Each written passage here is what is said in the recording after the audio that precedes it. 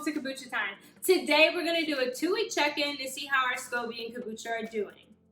Now, I tasted my kombucha today and I'm loving the flavor, so I'm going to show you how to do a second fermentation with your favorite fruits.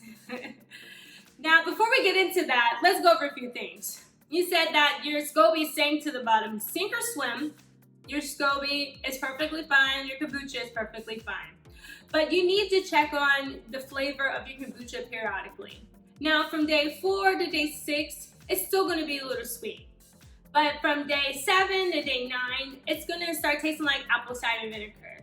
And from day 10 and on, the vinegar is going to be more prominent. That means everything is great and we can go on to the next stage. Now, you say your SCOBY has brown spots or little stringy things. That's perfectly okay too. Don't worry. The only thing you really need to worry about is mold. That means that it wasn't covered properly, and do not drink anything that has mold in it, okay? Now, your kombucha is still sweet. Well, that means that your kombucha isn't warm enough. So make sure you have it in a warm area so it can actually ferment. Now you say that your SCOBY is too thin. Same thing. It's just not warm enough. It's growing, but it needs to be in a warmer climate. So the things you can do here is either setting in a different area. You can set it on top of your refrigerator because that gets a little bit warm, or you can buy a heating strip, and that will keep your SCOBY at perfect temperature. All right, so now we got that covered. If you have any questions, please let me know. And if you haven't made SCOBY yet, go ahead and click the link below and I will teach you how to make SCOBY. So moving on, let's make our second fermentation. So there are several different jars you can use. I'm going to use a mason jar. You can also use the store-bought bottle that you have. And you can use this wine bottle here. When it comes to your fruit, same thing. There are several different ways you can do. You can use the frozen fruit, you can use fresh fruit, or you can use fruit juices or purees.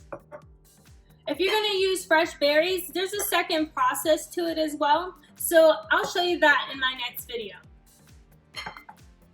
Now make sure you have a coffee filter. I like to use reusable coffee filters because we don't want to create more waste. You can also use a strainer to pour it into your cups. And also, if your bottles are narrow, like the wine bottle, you can use a filter to put it into the bottle as well. So I want to make sure that my kombucha is well strained. So I'm going to pour it into another jar to make it easier for me, and I'm going to strain it out. Just make sure there's no little SCOBYs and everything falling out in there. So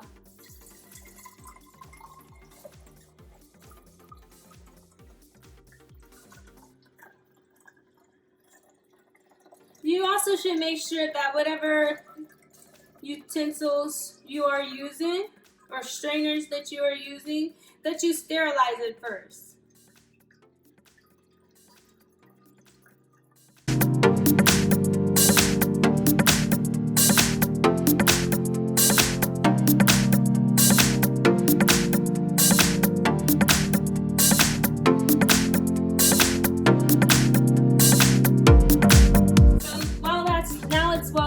We're going to pour all of our kombucha in our cups here.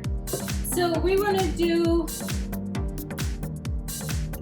1 cup of kombucha, and then we're going to add our fruit juices or our fruit.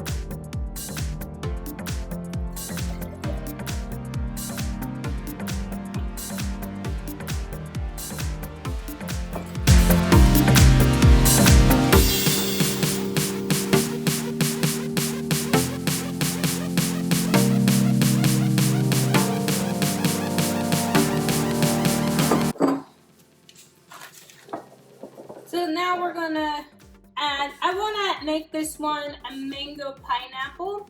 So we're gonna, I'm gonna make this one, let's make this one mango pineapple.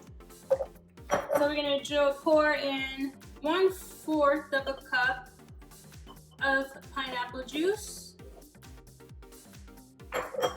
And then we're gonna add our mangoes to it.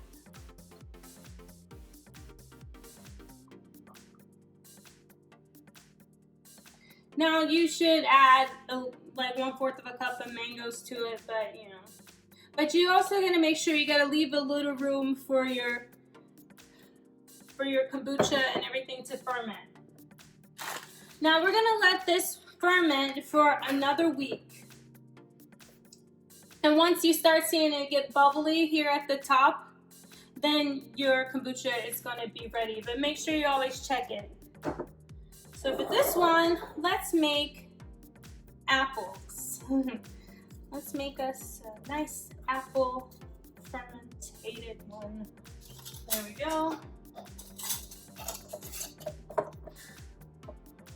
Make sure you close your mason jar really tight because we don't want any of the air to escape because we want it to be perfect. And there you go.